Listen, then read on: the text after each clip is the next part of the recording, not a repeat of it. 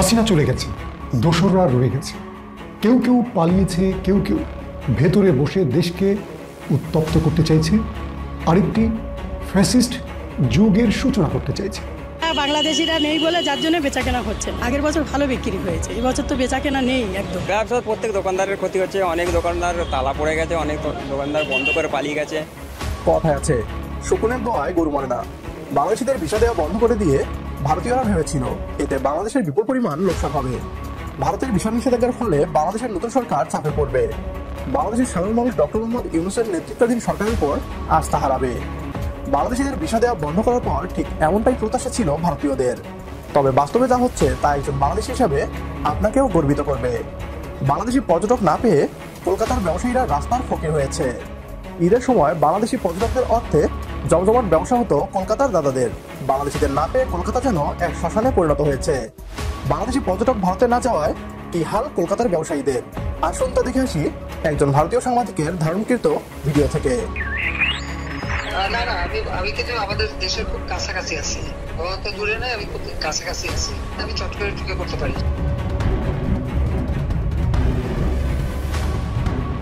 সীমান্ত পাড়ি দিতে আর কত দেরি পাঞ্চেরি, চট করে আর কতদিন পরে ঢুকে পড়বে মাননীয়া শেখ হাসিনা।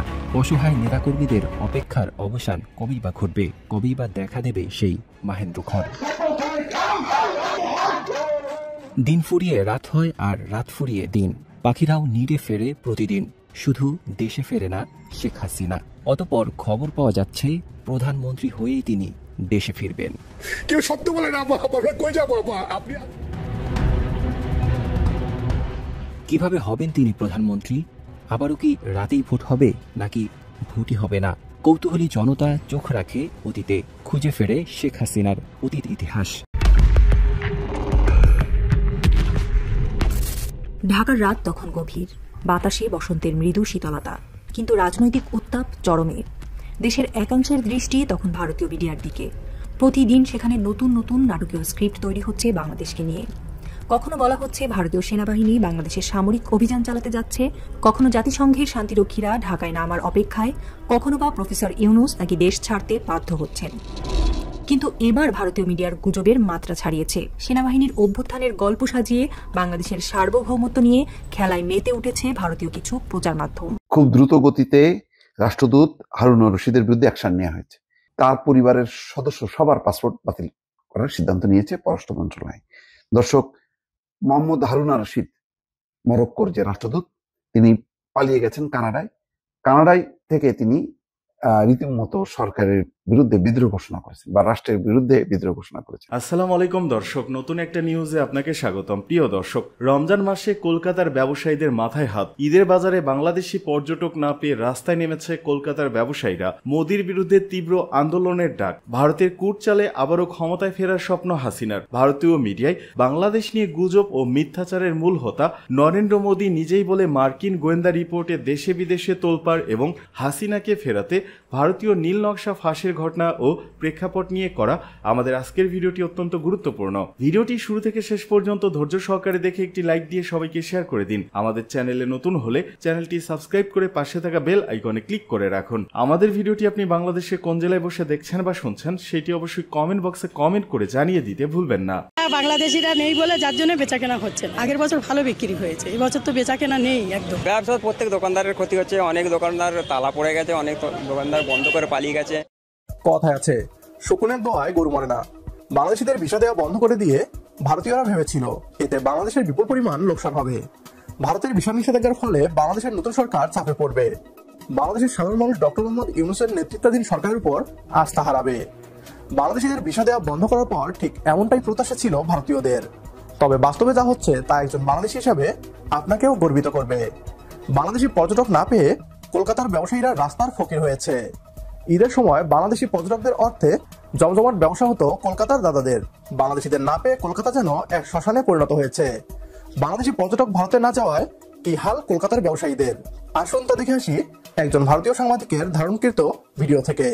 আজকে আমার ভিডিওতে থাকবে মার্কুই স্ট্রিট, নিউ মার্কেট এলাকা এবং এই অঞ্চলের অর্থনীতি কতটা ধুঁকছে বাংলাদেশি পর্যটক ছাড়া, বাংলাদেশি পর্যটকহীন এই মার্কুই স্ট্রিট, সাদার স্ট্রিট, রফি আহমেদ কিদের স্ট্রিটের বিস্তীর্ণ নিউ মার্কেট এলাকার অর্থনীতির চাকা কার্যত স্তব্ধ এবং এখানকার ক্ষতিগ্রস্ত ভারতীয় ব্যবসায়ীরা নিজের মুখেই তাদের ক্ষতির কথা বলবেন, যা শুনে হয়তো আপনারাও স্তব্ধ হয়ে যাবেন। ব্যবসা খুব খারাপ, লোকজন নেই তো, কাস্টমার নেই, ফাঁকাফাঁকি।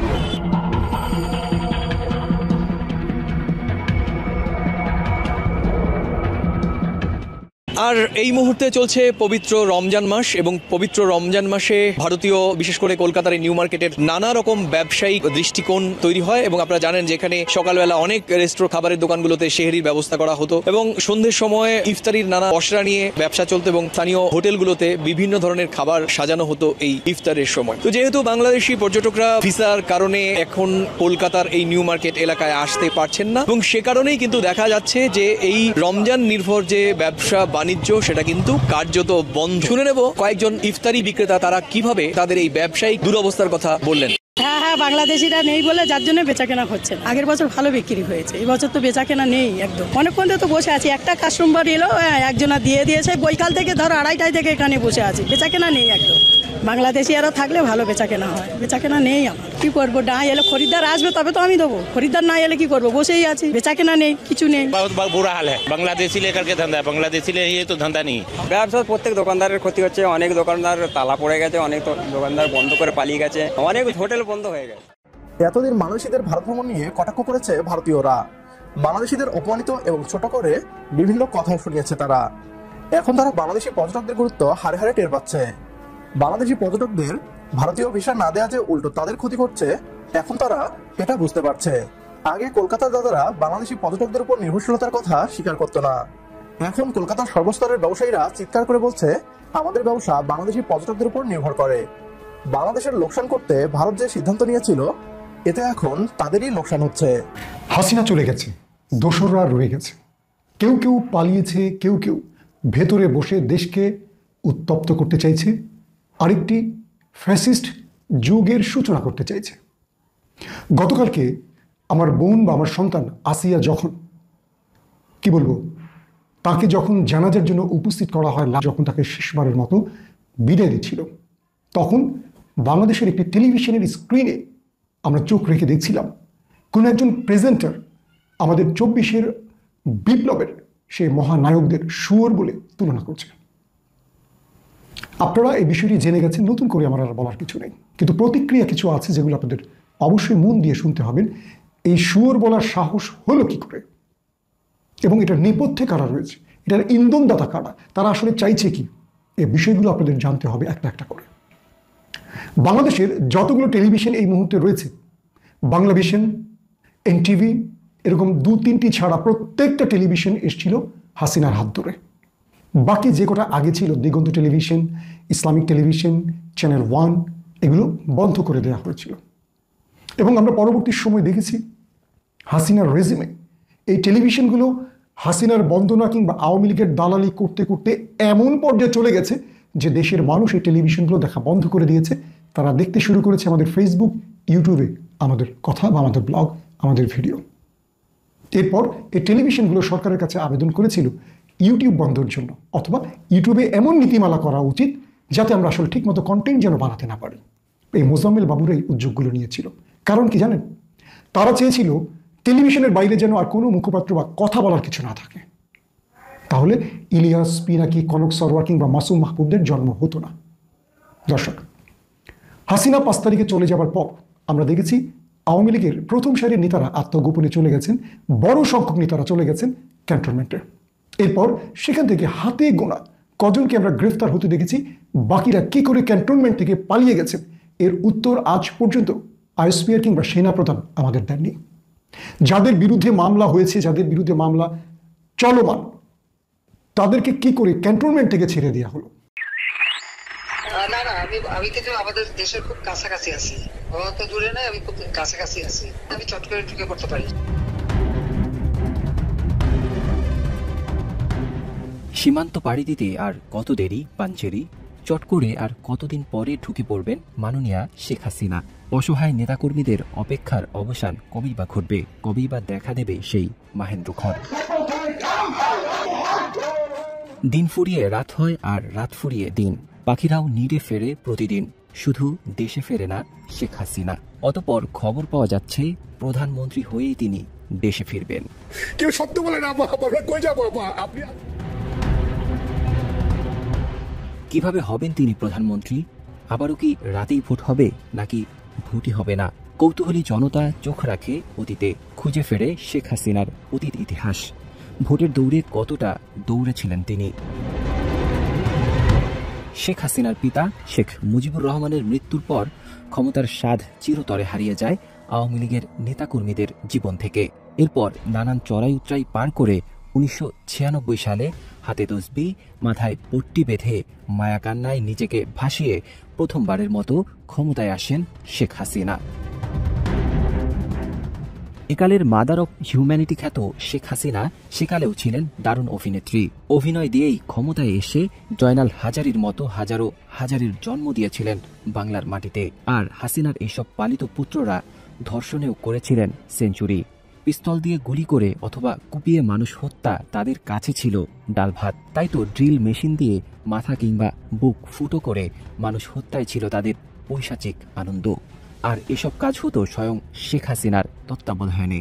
তারপরের অতীতে দেখা যায় ভারতের সক্রিয় তত্ত্বাবধানে 2008 সালে ক্ষমতায় আসেন তিনি। তারপর 2014-2018 সালের প্রতারণার কথা রয়েছে মানুষের নখদর্পণে। অতীতের অতি অল্প কিছু ঘটনার ছোট্ট কিছু বর্ণনা ছিল এগুলো। ফিরে আসি শেখ হাসিনার ফিরে আসার গল্পে। শেখ হাসিনা ফিরে আসবেন এমন স্বপ্ন দেখবে বলে অনেকে ঘুমাতে যান এখনো। আর তাই তো এমনই এক শেখ হাসিনার ভক্ত ঘুম ভেঙে ইন্ডিয়া টুডেকে জানায় শেখ হাসিনা দেশে ফিরবেন প্রধানমন্ত্রী হয়ে। এই খবরের হেডলাইন দেখে হকচকিয়ে ওঠে দেশের লুকায়িত আওয়ামী লীগের নেতাকর্মীরা। কিন্তু পরক্ষণেই তারা আবিষ্কার করে এ যে ভাঙা ঘুমের আধিক স্বপ্ন। কারণ সেখানে বলা নেই শেখ হাসিনা প্রধানমন্ত্রী হয়ে কবে ফিরবেন আর কিভাবেই তিনি প্রধানমন্ত্রী হবেন। 2008 সালে ভারতের কুটচালে প্রধানমন্ত্রী হয়ে দীর্ঘ 16 বছর ক্ষমতায় ছিলেন ফ্যাসিস্ট শেখ হাসিনা। কিন্তু এবার তিনি কিভাবে হবেন প্রধানমন্ত্রী? তিনি তো এখনো লুকিয়ে আছেন ভারতের মাটিতে। তাহলে কি সেখানেই নির্বাচনে অংশ নেবেন তিনি, নাকি ভারতের প্রধানমন্ত্রী নরেন্দ্র মোদীর একার ভোটেই আবারও বাংলাদেশের প্রধানমন্ত্রী হবেন শেখ হাসিনা? এমন নানা প্রশ্ন ঘুরে বেড়াচ্ছে জনমানুষের মনে। ইন্ডিয়া টুডের ওই সাক্ষাৎকারে মার্কিন যুক্তরাষ্ট্রের আওয়ামী লীগের সহসভাপতি ডক্টর রাব্বি আলম জানান শেখ হাসিনা ফিরে আসছেন। শুধু ফিরেই আসছেন না, একেবারে বাংলাদেশের প্রধানমন্ত্রী হয়েই ফিরে আসছেন। রাব্বি আলমের এমন কথার প্রেক্ষিতে বাংলাদেশের জনগণের একটাই কথা, সীমান্ত পাড়ি দিতে আর কত দেরি পাঞ্চেরি। ঢাকার রাত তখন গভীর, বাতাসে বসন্তের মৃদু শীতলতা, কিন্তু রাজনৈতিক উত্তাপ চরমে। দেশের একাংশের দৃষ্টি তখন ভারতীয় মিডিয়ার দিকে। প্রতিদিন সেখানে নতুন নতুন নাটকীয় স্ক্রিপ্ট তৈরি হচ্ছে বাংলাদেশকে নিয়ে। কখনো বলা হচ্ছে ভারতীয় সেনাবাহিনী বাংলাদেশের সামরিক অভিযান চালাতে যাচ্ছে, কখনো জাতিসংঘের শান্তিরক্ষীরা ঢাকায় নামার অপেক্ষায়, কখনো বা প্রফেসর ইউনুস নাকি দেশ ছাড়তে বাধ্য হচ্ছেন। কিন্তু এবার ভারতীয় মিডিয়ার গুজবের মাত্রা ছাড়িয়েছে। সেনাবাহিনীর অভ্যুত্থানের গল্প সাজিয়ে বাংলাদেশের সার্বভৌমত্ব নিয়ে খেলায় মেতে উঠেছে ভারতীয় কিছু প্রচার মাধ্যম। ভারতের অন্যতম প্রভাবশালী অর্থনৈতিক সংবাদ মাধ্যম দ্য ইকোনমিক টাইমসের একটি প্রতিবেদনে দাবি করা হয়েছে বাংলাদেশ সেনাবাহিনীতে সেনাপ্রধান ওয়াকার ও অন্যান্য ঊর্ধ্বতন কর্মকর্তাদের মধ্যে দ্বন্দ্ব চলছে এবং একটি অভ্যুত্থানের প্রস্তুতি চলছে। এই ভুয়া তথ্য মুহূর্তেই ভাইরাল হয়ে পড়ে, বিশেষ করে ভারতীয় সংবাদ মাধ্যমগুলোর সোশ্যাল মিডিয়া প্ল্যাটফর্মে। কিছু টেলিভিশন চ্যানেল এটিকে আরও রং চড়িয়ে প্রচার করতে থাকে, যেন বাংলাদেশ সেনাবাহিনী আসলে রাজনৈতিক অনিশ্চয়তার মধ্যে আছে। কিন্তু কয়েক ঘন্টার মধ্যেই বাংলাদেশ সেনাবাহিনী এক কঠোর বিবৃতি দিয়ে এই গুজবের কঠোর প্রতিবাদ জানায়। সেনাবাহিনীর পক্ষ থেকে প্রকাশিত বিবৃতিতে স্পষ্ট ভাষায় জানানো হয়, বাংলাদেশ সেনাবাহিনী সুসংগঠিত, ঐক্যবদ্ধ এবং সেনাপ্রধানের নেতৃত্বে সাংবিধানিক দায়িত্ব পালনে প্রতিশ্রুতিবদ্ধ। এ ধরনের ভুয়া সংবাদ উদ্দেশ্য প্রণোদিত এবং সেনাবাহিনী ও জনগণের মধ্যে বিভ্রান্তি সৃষ্টির অপচেষ্টা। বিশেষজ্ঞরা বলছেন, এই প্রচারণার পেছনে সুস্পষ্ট রাজনৈতিক উদ্দেশ্য আছে। বাংলাদেশ সম্পর্কে ভারতীয় মিডিয়া বারবার মিথ্যা তথ্য ছড়াচ্ছে। এসব মিথ্যাচার শুধু রাজনৈতিক উদ্দেশ্যে চালানো হচ্ছে তা নয়, বরং এটি ভারতীয় মিডিয়ার রাষ্ট্রীয়ভাবে অনুমোদিত প্রোপাগান্ডা যন্ত্রের অংশ বলেও মনে করছেন অনেকে। বিশেষজ্ঞরা বলছেন এই প্রচারণা মূলত 4টি কৌশলগত কারণে চালানো হচ্ছে।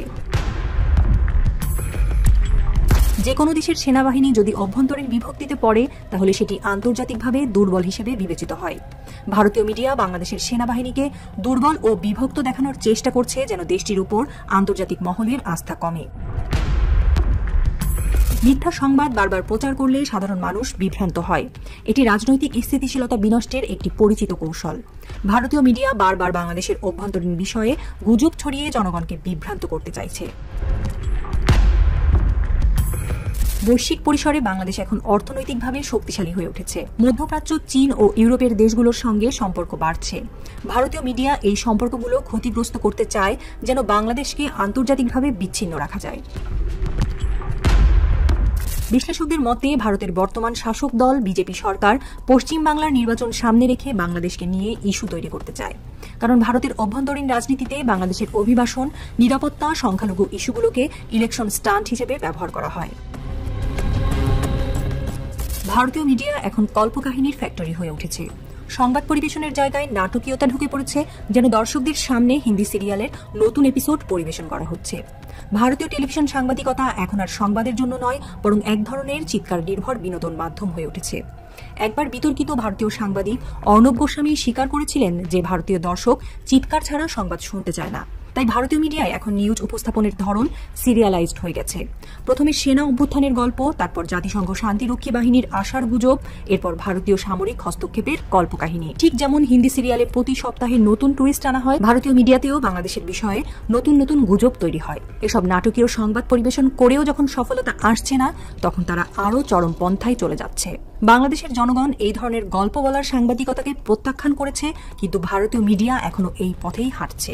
সংস্কার ও নির্বাচন যত দ্রুত করা যায় সেটা বলেছি। জাতিসংঘ মহাসচিবের সঙ্গে বৈঠক শেষে ফখরুল। বিএনপি মহাসচিব মির্জা ফখরুল ইসলাম আলমগীর বলেছেন, আমরা আমাদের বক্তব্যের মধ্যে বলেছি, অর্থাৎ যে একই কথা বলে আসছি সেটা হলো সংস্কার অবশ্যই করতে হবে। সংস্কারের কথা সবার আগে বলেছি, কিন্তু সংস্কারটা যত দ্রুত করা যায়। আমরা মূলত যেটা বলেছি, নির্বাচন কেন্দ্রিক যে বিষয়গুলো আছে সেটা করে ফেলা, দ্রুত ইলেকশন বা নির্বাচন করা এবং একটি পার্লামেন্টের মাধ্যমে বাকি বিষয়গুলো করতে হবে। এটা চলমান প্রক্রিয়া, সেই বিষয়গুলো বলে এসেছে। শনিবার দুপুরে জাতিসংঘের মহাসচিব অ্যান্টনিও গুতেরেসের সঙ্গে বৈঠক শেষে সাংবাদিকদের এসব কথা বলেন তিনি। জাতিসংঘ মহাসচিব এই ব্যাপারে কোনো মন্তব্য করেছেন কিনা এমন প্রশ্নের জবাবে মির্জা ফখরুল বলেন, এই ব্যাপারে মহাসচিব কোনো কমেন্ট করেননি, কারণ এটা আমাদের অভ্যন্তরীণ ব্যাপার। বিএনপি মহাসচিব বলেন, মূলত এখানে সংস্কারের ব্যাপারে যে কমিশনগুলো করা হয়েছে সেই সম্পর্কে জাতিসংঘের মহাসচিবকে অবহিত করা হয়েছে। আইন উপদেষ্টা ডক্টর আসিফ নজরুল সেটা করেছেন।